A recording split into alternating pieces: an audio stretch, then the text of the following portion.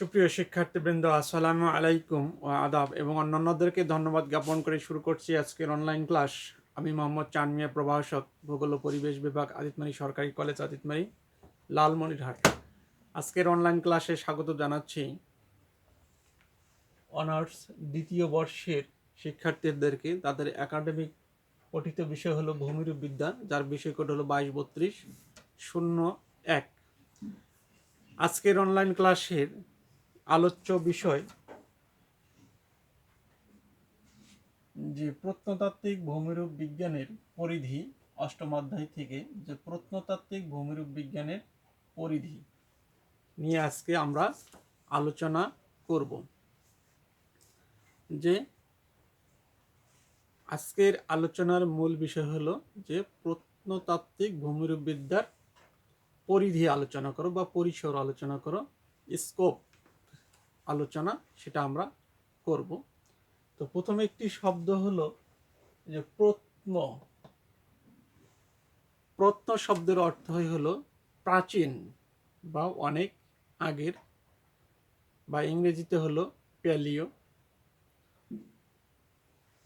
যেমন ভূমিরূপ বিদ্যার ইংরেজি শব্দ হলো জিওমরফোলজি, আর প্রত্নতাত্ত্বিক ভূমিরূপ বিদ্যার ইংরেজি হলো প্যালিও জিওমরফোলজি।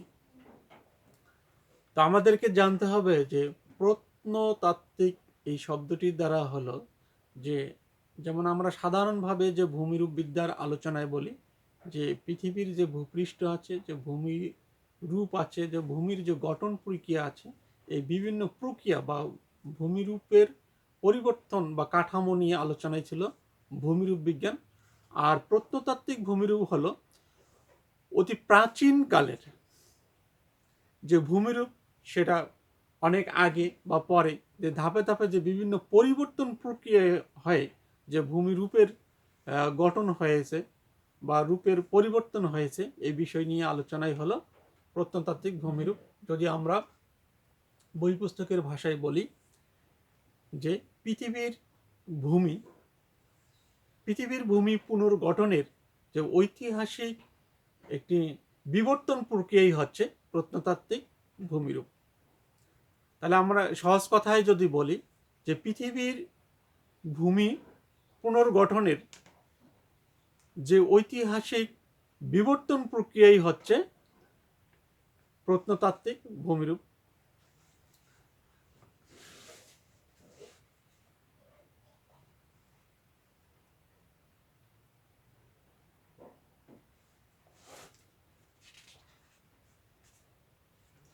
অতি প্রাচীন সময় যখন পৃথিবীর, তাহলে আমরা বলতে পারি কি, অতি প্রাচীন সময় যখন পৃথিবী একটি অগ্নিকুণ্ড বা গ্যাসীয় কুণ্ড বা জলীয় বাষ্পপিণ্ডের মতো ছিল, তখন সেটা জমাট বাঁধা প্রক্রিয়া থেকেই যে ভূমিরূপের বিভিন্ন রূপান্তর প্রক্রিয়া হতে চাচ্ছে। আর এই প্রাচীন কালের রূপান্তর এবং বর্তমান কালের যে রূপান্তর বা পরিবর্তনের মধ্যে একটি সমন্বয় সাধন করে কিছু পরিবর্তন ঘটে আসছে। এই প্রাচীনকাল এবং বর্তমানের যে পরিবর্তন প্রক্রিয়ার বা রূপান্তর প্রক্রিয়া হচ্ছে, এই রূপান্তর প্রক্রিয়ার সমন্বয় করে বা এই প্রত্নতাত্ত্বিক বিষয় তার বিষয়টা আলোচনা করে থাকে। তাহলে আমরা একটি বইয়ের ভাষায় বলতে পারি যে ভূতত্ত্ববিদ্যায় প্রাচীন ক্ষয়জাত পৃষ্ঠতল, প্রাচীন ভূসংস্থানিক বিবরণ এবং যে ভূমিরূপ ভূপৃষ্ঠের নিচে চাপা পড়ে ক্ষয়ক্রিয়ার মাধ্যমে ধ্বংসপ্রাপ্ত হয়ে গেছে, সে সম্পর্কে আলোচনা করা হয়, তাকে প্রত্ন ভূমিরূপ বিদ্যা বলে। তাহলে যে ভূমিরূপ পৃষ্ঠে ক্ষয়জাত হয়ে গেছে পৃষ্ঠতলে, তারপর ভূগর্ভস্থর কিছু বিবরণ, হ্যাঁ, সেটা নিচে চলে গেছে আবার উপরে আসছে ভূগর্ভস্থ। এখানে বলছে যে ভূগর্ভস্থ বা ভূসংস্থানিক বিবরণ এবং ভূমিরূপ ভূপৃষ্ঠের নিচে চাপা পড়ে, ভূপৃষ্ঠের নিচে চাপা পড়ে, সেটা ক্ষয়ক্রিয়ার মাধ্যমে, এখানে বলা হচ্ছে ক্ষয়ক্রিয়ার মাধ্যমে ধ্বংসপ্রাপ্ত হয়ে গেছে, সেই বিষয়গুলো আলোচনা করাই হলো প্রত্নতাত্ত্বিক বিষয়। আরেকটি ইংরেজি সংজ্ঞার মধ্যে তার বিষয়টি স্পষ্ট হয়ে উঠে আছে যে palaeogeography is the study of what an environment was like during a certain time in the past. Paleogeography takes biostratigraphy one step further in reconstructing the Earth's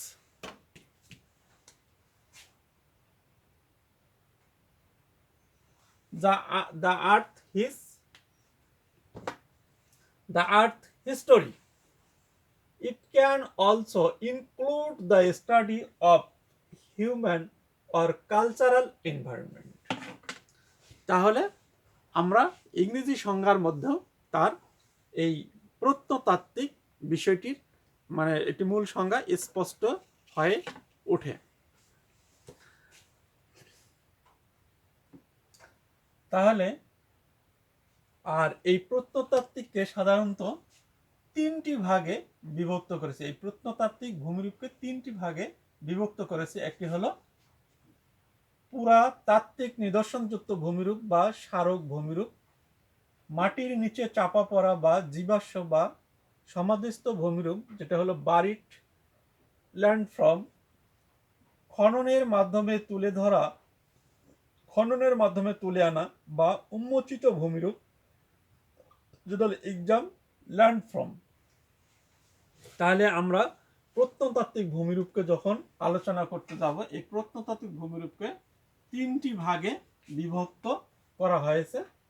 এই তিনটি ভাগ নিয়ে সেটা প্রত্নতাত্ত্বিক ভূমিরূপের বিষয়টি পুরোপুরি আলোচিত হয়ে আসছে। তারপর যখন এই প্রত্নতাত্ত্বিক ভূমিরূপের পরিধি বা পরিসর যখন আমরা আলোচনা করব, তখন এই পরিধি বা পরিসরকে মোটামুটিভাবে কয়েকটি ভাবে বিভক্ত করা হয়েছে। পাললিক বা অববাহিকা, সেডিমেন্টারি বেসিন, পেট্রোলিয়াম ভূতত্ত্ব বা পেট্রোলিয়াম জিওলজি, পাললিক পরিবেশ যেটা সেডিমেন্টারি এনভায়রনমেন্ট, জীবাশ্ম যেটা ফসিল, মহাদেশীয় ভাসমান তত্ত্ব, কন্টিনেন্টাল ড্রিফট থিওরি, পাত সঞ্চালন, প্লেট টেকটনিক।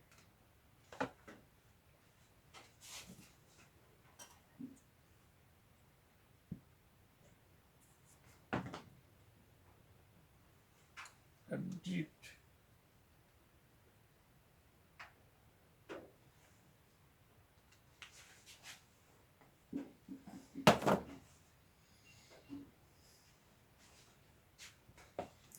তাহলে এখানকার পাললিক অববাহিকা, পেট্রোলিয়াম ভূতত্ত্ব, পাললিক পরিবেশ, জীবাশ্ম, মহাদেশীয় ভাসমান তত্ত্ব, পাত সঞ্চালন, প্লেট। তাহলে আমরা যদি একটু তার বর্ণনার ক্ষেত্রে যখন যাব, যে প্রকারভেদে পুরাতাত্ত্বিক নিদর্শনযুক্ত ভূমিরূপ বা স্মারক ভূমিরূপ, পুরাতাত্ত্বিক বা ভূমিরূপরা হলো এই নিদর্শনযুক্ত বর্তমানে যে ভূপৃষ্ঠ বা পৃথিবীর যে বৈচিত্র্যময় ভূপৃষ্ঠ, যেটা আমাদের স্বচক্ষে দৃশ্যমান ভূমিরূপটাই হলো, এটা হলো স্মারক ভূমিরূপ বা রেলিক্ট ল্যান্ডফর্ম।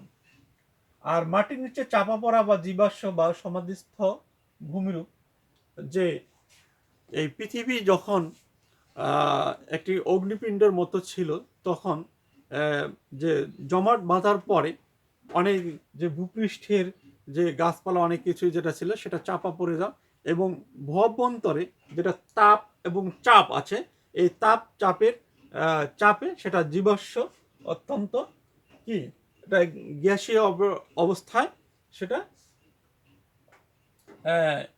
এগুলো ভূপৃষ্ঠের মধ্যে অর্থাৎ ভস্ম হয়ে যায় বা ধ্বংসপ্রাপ্ত হয়ে যেটা ভূপৃষ্ঠে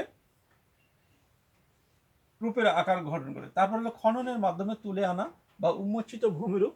যখন কোথাও কোনো ভূপৃষ্ঠ খনন করা হয় বা নিচে থেকে কোনো মাটি উন্মোচিত বা উত্তোলিত করা হয়, তখন যে ভূপৃষ্ঠের মধ্যে বা স্তর দেখা যায় যে সেখানে কোনো একটা স্তরের বা একটা প্রলেপের অবস্থান তার সেখানে লক্ষ্য করা যায়।